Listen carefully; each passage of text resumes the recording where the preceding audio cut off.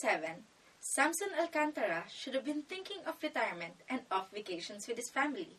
But what prompted this man, a lawyer of 55 years, to cast his lot in the Senate?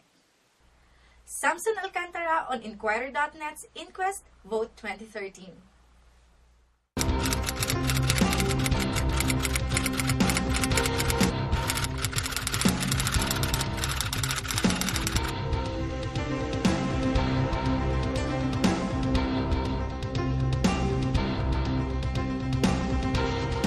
Tell us first more about your family background and about how you were raised. You were born in Abra, right? Yes, I was born in Abra, and I am called the NPA.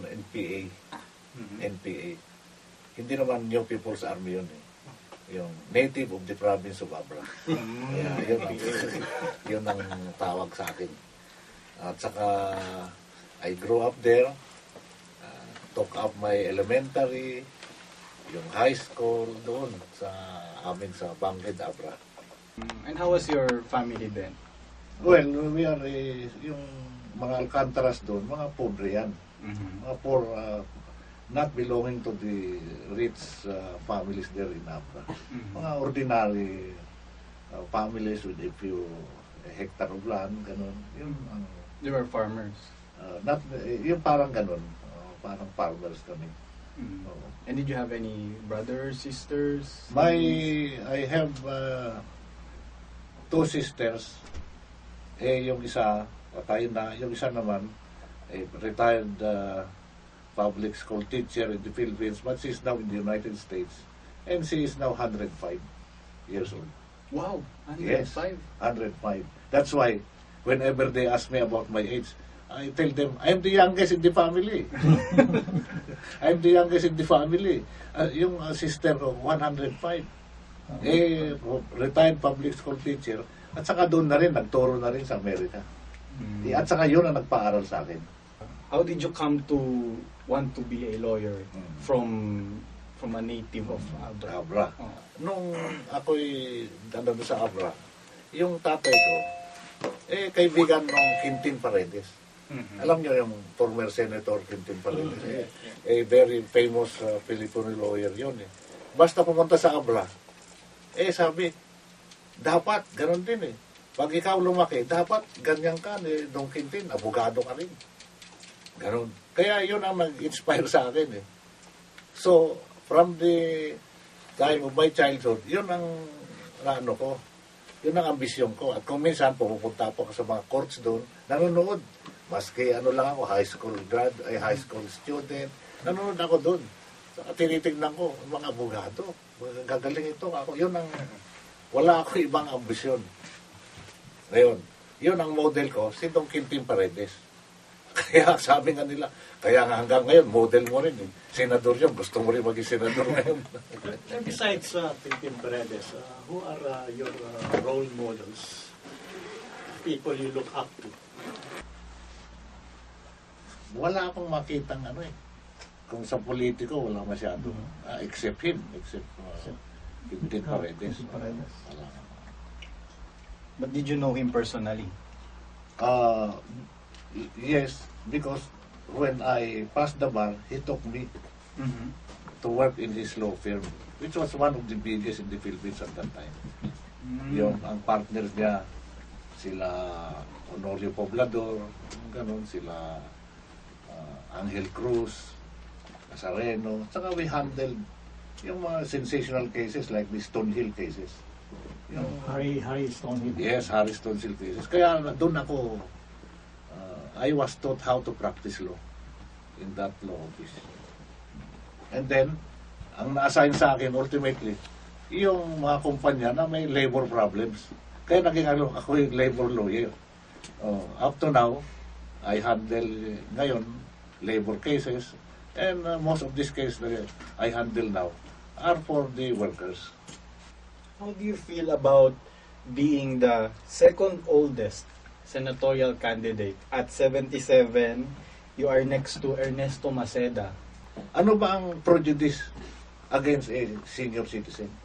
Dapat nga, ang Senate, Sabi nga ni Manong Ernie din eh, ang Senate supposed to be composed of older men with experience. Hindi ba, sir, parang old age, you'd most likely be thinking about retiring or resting. Why do you feel the need still to work? Kasi, if you cease to do something, you die. If you cease to aspire, you are dead. Ganon yan eh. At saka, anong gagawin ko sa buhay ko? Ganon, nakaupo lang. Kailangan, at saka kailangan, lumaban naman tayo.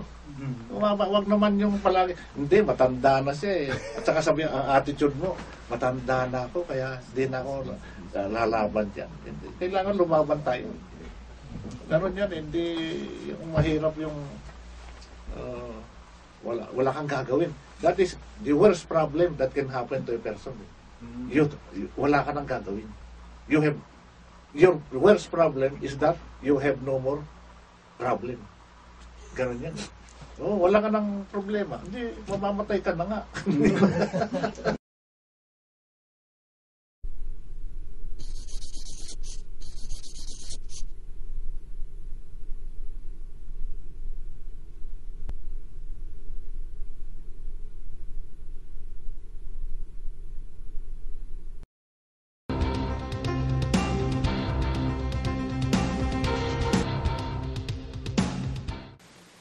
You're aiming at the Senate. Could you describe for us what's a good senator? A good senator, I think, is to engage in legislation. Yun ang gusto ko. Yung mag-propose and then participate in the enactment of laws. And of course, also engage in investigation. Mga ganun. For purpose of legislation, but not for purpose of re-election. Sir, there's a general perception that the country already has too many laws, and what is lacking is the enforcement of these laws. Do you agree with that perception? I think so. Kaya lang, yun na nga, kaya yung Congress, meron tinatawag na oversight functions. Mag-imbestiga to inquire into the implementation of the law. Kasi dito marami tayong mga batas, halimbawa, sa environmental laws. Dami yan eh. Yeah. Pero still, may mga disasters dyan. Yeah. Environmental disasters. Na, ibig sabihin nun, hindi na-implement yung mga batas. Yeah. Ano sa tingin niyo ang problem? Sa ano yan eh, nasa execution or enforcement of laws. What made you decide to cross into politics besides idolizing Quintin Paredes? Yung ano kasi yan, ako matagal na nagtuturo ng law. I-emphasize ko palagi, social justice. Pero dito sa Pilipinas, makikita ko, yung social justice wala eh. Walang, palagi it remains a slogan. Yung halimbawa, kaya niyan, tinuturo ko sa law school that among the social justice yung objectives, eliminate dynasties in the Philippines, political dynasties. Turo ako ng turo doon, nandyan yung mga dynasties. Yeah. Kaya that convinced me to put up a political party. In 2000, yung Social Justice Society. And among the platforms of that Social Justice Society, fight dynasties. Kaya, noong 2002, nagdemanda po yan sa Supreme Court to compel Congress to enact a law to implement yung constitutional policy. Hindi, wala man nangyari doon. Kaya, I decided also to enter into this politics. To yung pang-isulong natin yung mga purposes, objectives. But commencing from the registration of that political party, ang ginawa ko nun, nagpapile sa Supreme Court ng mga cases regarding social justice, kaya nung halimbawa yung pag-apaalis ng mga oil depot, Ganon. And I was able to get a decision from the Supreme Court for the removal of the depot. Nag-file din ako ng case tungkol sa mga artista na may gobernador na o kaya mayor, nag-artista pa. Ayun. Yung mga ganun na social justice yun eh. Kasi, paano kang tatakbo? Halimbawa, hindi ka na artista. At saka, ang kalaban mo ngayon, yung halimbawa, incumbent governor pa, artista pa, o marami pa siyang pera. O, yun, walang social justice doon, no equal opportunities. Ayun ang mga pinapile ko noon na kaso.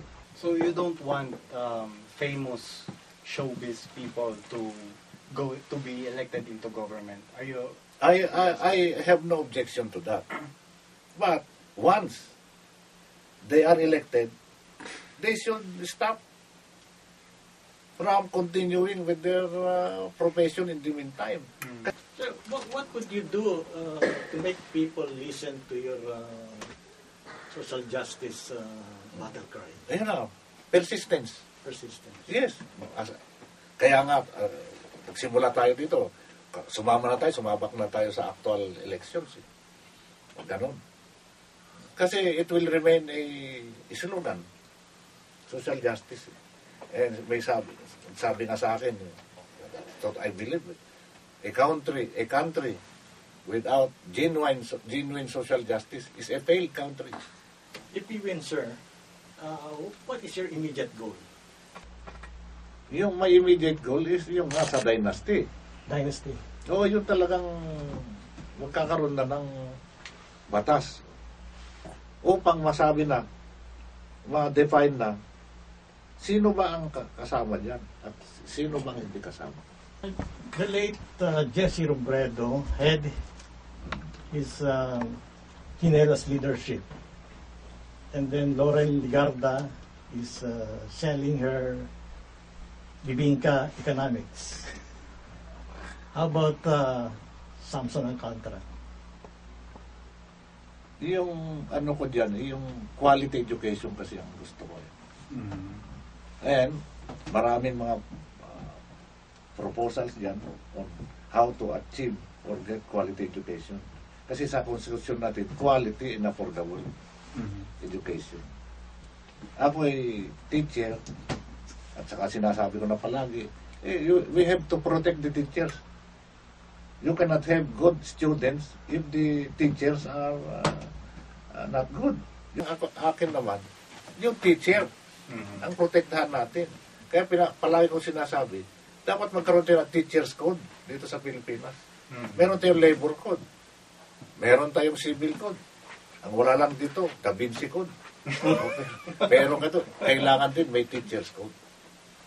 Ano naman what will it contain? Yung teacher's code, kasi marami-raming batas tungkol sa teacher, pero kalat-kalat yan. Yeah. At saka hindi ko minsan conflicting pa yung policies sa isang university. Yeah. Gano'n. Kaya kailangan, meron na, in one code, meron na yung rules that will govern the relation between the teacher and the school. Relation between the teacher and the students. Relation between the teacher and the parents. Yan palagi yan eh.